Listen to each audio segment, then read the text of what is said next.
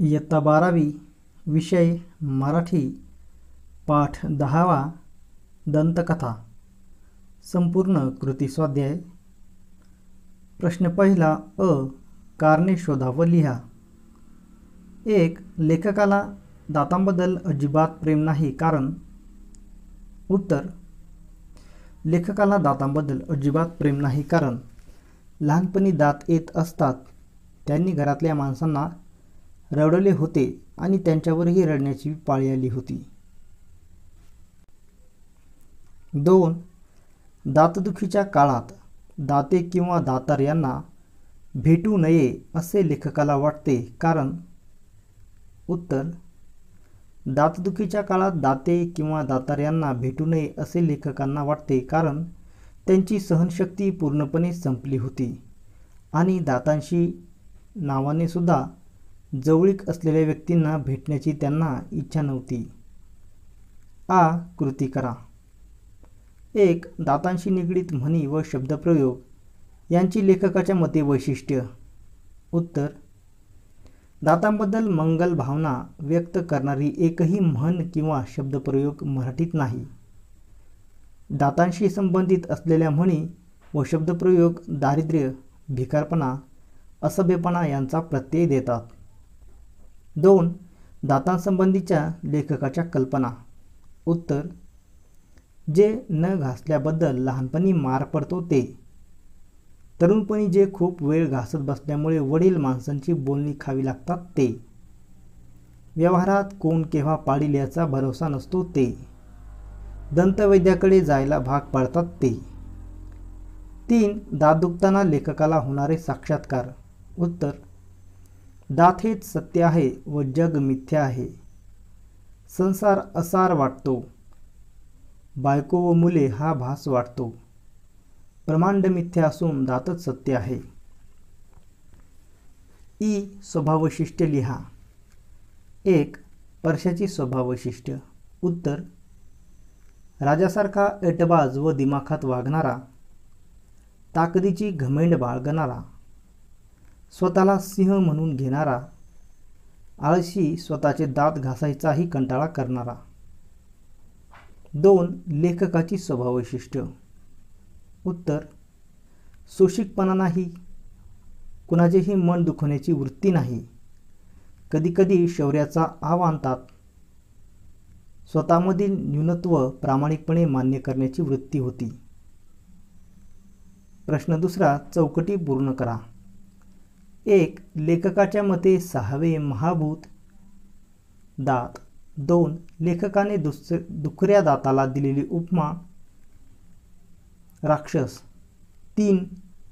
ऐटीत चालणारा परशा म्हणजे जणू वनराज.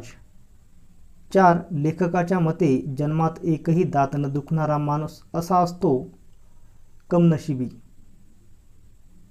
5. लेखकाच्या मते कवीने दाताला दिलेली उपमा कुंदकळ्यांची. प्रश्न तिसरा व्याकरण. अ. खालील वाक्यांतील प्रयोग ओळखा व लिहा. वाक्य आहेत. 1. 4 दिवसांनी हात दुखायचा थांबतो. या वाक्यात प्रयोग आहे कर्तरी प्रयोग. 2. सगळे खुश होतात. या वाक्यात प्रयोग आहे कर्तरी प्रयोग. 3. त्याने माझ्या हिरड्यात इंजेक्शन दिले. या वाक्यातील प्रयोग कर्मणी प्रयोग. 4. डॉक्टरांनी लिलया दात उपटला. कर्मणी प्रयोग. आ. खालील तक्ता पूर्ण करा. सामासिक शब्द, समासाचा विग्रह व समासाचे नाव. सामासिक शब्द. 1. पंचमहाभूते. समासाचा विग्रह. 5 महाभूतांचा समूह. समासाचे नाव. द्विगु. 2. परमेश्वर. विग्रह परम असा ईश्वर. समासाचे नाव कर्मधारय. 3. शब्दप्रयोग. विग्रह शब्दाचा प्रयोग. समासाचे नाव विभक्ती तत्पुरुष. 4. शेजारी पाजारी. विग्रह शेजारी पाजारी वगैरे. समासाचे नाव समाहार द्वंद्व. 5. विजयोन्माद. विग्रह विजयाचा उन्माद. समासाचे नाव विभक्ती तत्पुरुष. ई. खालील वाक्यात दडलेला वाक्प्रचार शोधा व लिहा. वाक्य आहे, माणसाला शरण आणताना तृण धरायला एखादी चांगली जागा असावी म्हणून दातांची योजना झालेली आहे. उत्तर, यामध्ये वाक्प्रचार आहे दाती तृण धरणे. ई. खालील वाक्यांचे कंसातील सूचनेनुसार वाक्य परिवर्तन करा. 1. परशाने प्रश्न नम्रपणे विचारला नव्हता. या वाक्याचं होकारार्थी करायचं आहे. उत्तर होईल, परशाने प्रश्न उद्धटपणे विचारला होता. 2. सिंहाला काय भ्या हाय होय कुणाचं. या वाक्यास वेदनार्थी करायचं आहे. उत्तर येईल, सिंहाला कुणाचंच भ्या नाही. 3. तुझ्या अंगात लई हाड आहेत. याचं उत्तरार्थी करायचं आहे. उत्तर येईल, किती हाड आहेत तुझ्या अंगात. प्रश्न 4, स्वमत. अ. पाठातील विनोद निर्माण करणारी 5 वाक्ये शोधा. ती तुम्हाला का आवडली ते सकारण लिहा. उत्तर, दंतकथा हा वसंत सबनीस यांचा बहारदार विनोदी लेख आहे. दातदुखी हा तसे पाहिले तर कारुण्यपूर्ण, वेदनादायक आणि गंभीर असा विषय. पण लेखकांनी नर्मविनोद, प्रसंगनिष्ठ विनोद, अतिशयोक्ती, कोट्या अशा अनेक साधनांच्या सहाय्याने अत्यंत प्रसन्न व वाचनीय असा लेख निर्माण केला आहे. त्यातली काही उदाहरणे आपण पाहू.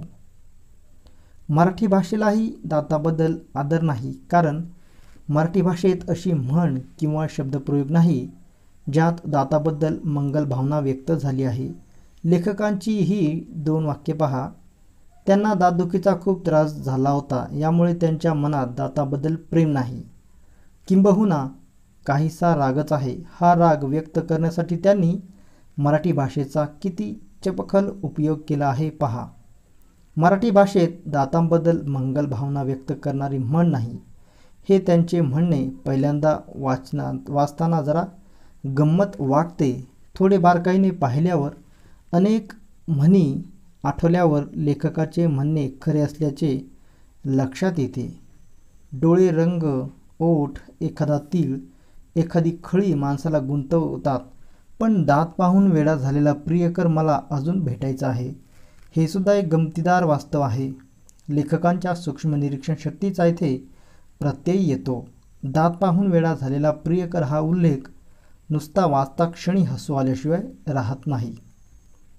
दातदुखीतल्या ठणक्याची तीव्रता सांगताना लेखकांनी दिलेले उदाहरण लक्षणीय आहे. ते लिहितात, एखादा लाकूडतोड्या माझ्या दाताच्या मुळाशी खोल बसलेला असतो आणि तो एकामागून एक घाव घालीत असतो.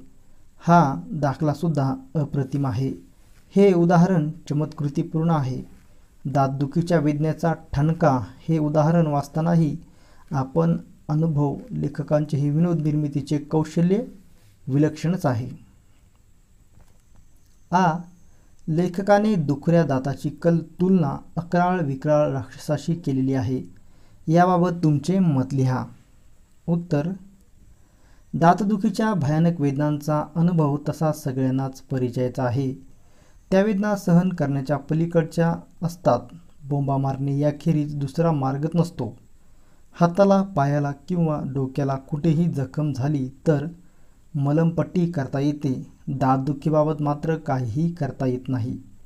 डोके दुखत असेल, अंग दुखत असेल तर शेक दिल्यावर जरा आराम पडतो. डोके दाबून दिले, अंग जरा रगडले, पाय चेपून दिले तर बरे वाटते.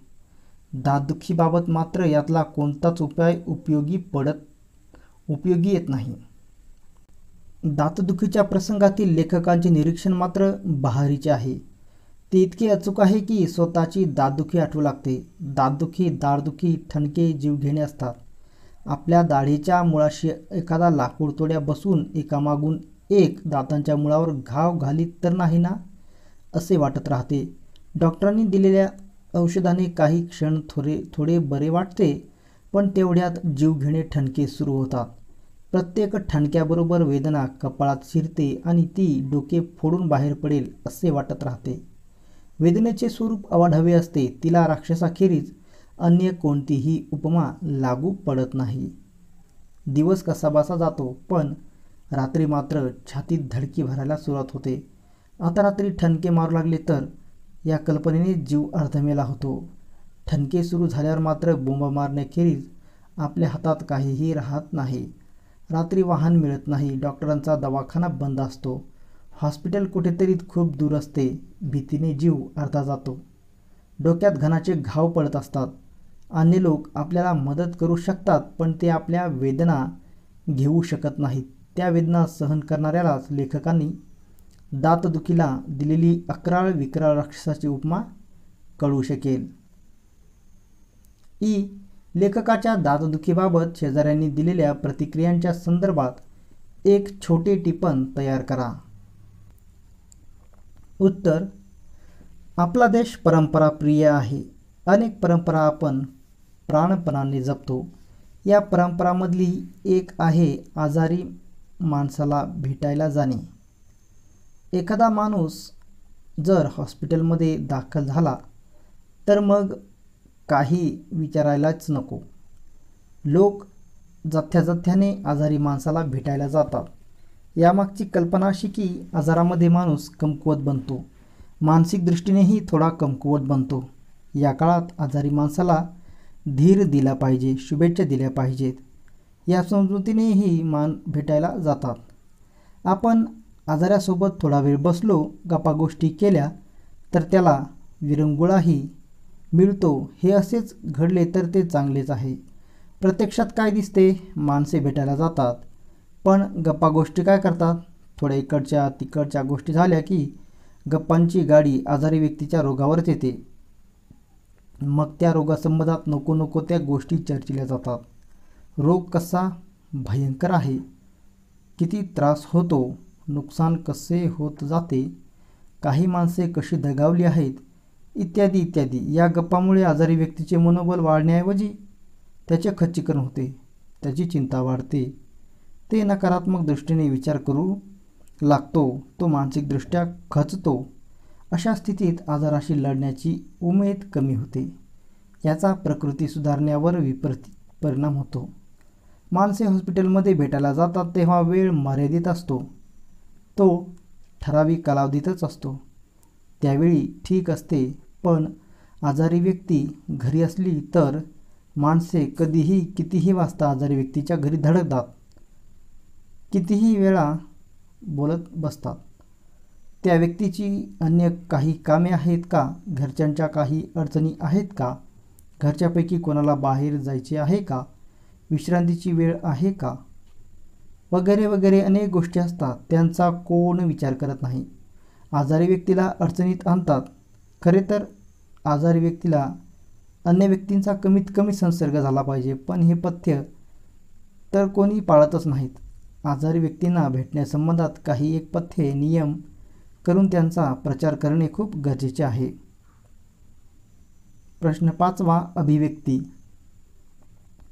प्रस्तुत पाठ तुम्हाला आवडण्याची वा न आवडण्याची कारणे लिहा. उत्तर: पाठ्यपुस्तकात वेगवेगळे पाठ आहेत. त्यापैकी दंतकथा हा विनोदी पाठ मला खूप आवडला. पुन्हा पुन्हा वाचून मी आनंद घेतला. लेखक आहेत वसंत सबनीस. वास्तविक दातदुखी हा अत्यंत वेदनादायक, माणसाला असहाय्य करणारा प्रसंग. त्या प्रसंगावर हा लेख आधारलेला आहे. मात्र लेखक त्या प्रसंगाकडे कारुण्यपूर्ण नजरेने न पाहता एका गमतीदार खेळकर दृष्टीने पाहतात. घटनेकडे पाहण्याचा दृष्टिकोनच बदलल्यामुळे घटनेचे रूपच बदलून जाते. त्यामुळे माणसाच्या वागण्यातील हास्यास्पद विसंगती अधिक ठळकपणे लक्षात येतात.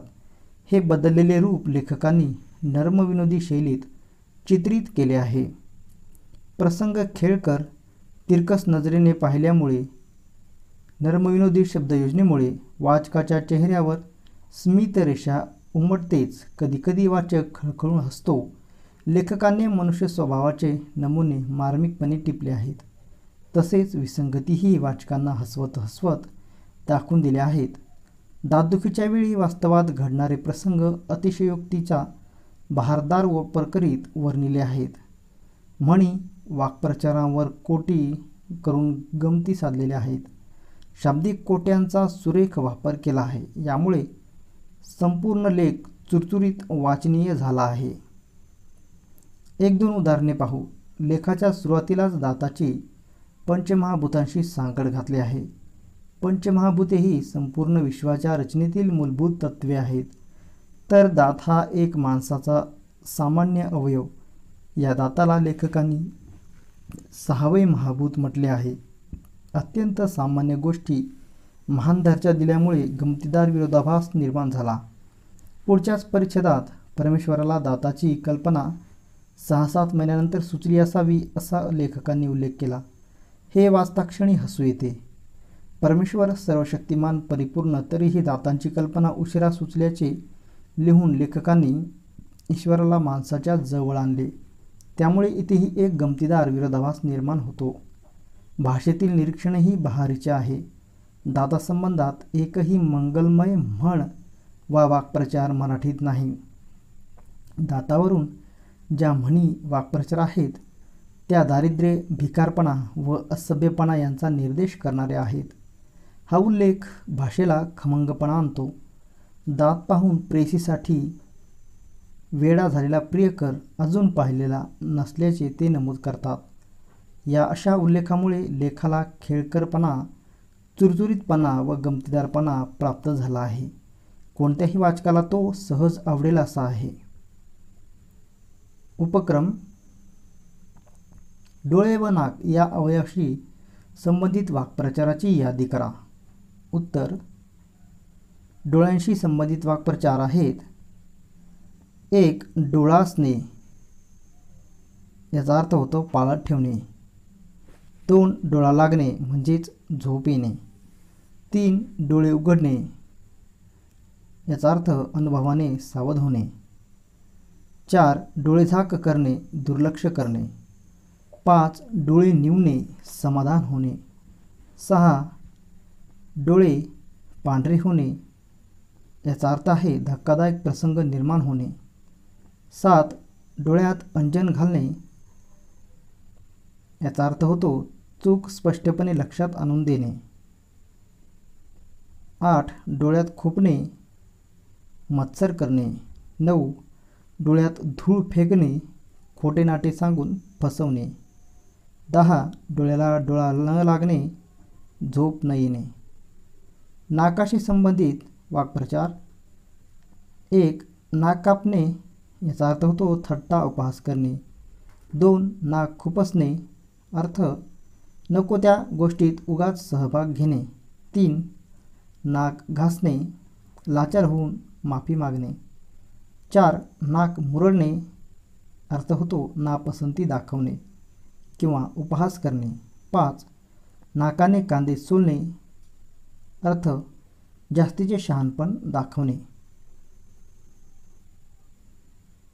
तोंडी परीक्षा: खालील वाक्प्रचारांचे अर्थ सांगून वाक्यात उपयोग करा. तर वाक्प्रचार आहेत: नक्षा उतरणे, शंख करणे, दात घशात घालणे, खल करणे, चारी मुंड्यात चित होणे, सिंहाचा बकरा होणे व मेख मारणे. तर याची उत्तरे बघूयात आपण. 1. नक्षा उतरणे, याचा अर्थ होतो घमेंड किंवा अभिमान उतरणे. वाक्य: राजू शर्यतीत हरल्यावर त्याचा स्वतःवर असलेला अभिमान उतरला. 2. शंख करणे, अर्थ बोंबाबोंब करणे किंवा आरडाओरडा करणे. वाक्य: रस्त्यात भला मोठा साप दिसताच रामूने आरडाओरडा केला. 3. दात घशात घालणे, अर्थ पुरता पराभव करणे. वाक्य: भारताने क्रिकेट सामन्यात पाकिस्तानचे दात घशात घातले. 4. खल करणे, अर्थ चर्चा करणे. वाक्य: गावचा पाण्याचा प्रश्न कसा दूर करावा यावर गावकरी खल करत बसले होते. 5. चारी मुंड्या चित होणे, अर्थ पुरता पराभव होणे. वाक्य भैरू पैलवानाने पुढच्या पैलवानाच्या 4 मुंड्या चित केल्या. 6 सिंहाचा बकरा होणे. अर्थ सर्व अवसान गळून पडणे. वाक्य राजू नापास झाल्याचं ऐकून त्याच्या वडिलांचे अवसान गळून पडले. 7 मेख मारणे. अर्थ एखाद्या कामात युक्तीने अडचण निर्माण करून ठेवणे. वाक्य स्वार्थी लोक चांगल्या कामात मेख मारतात.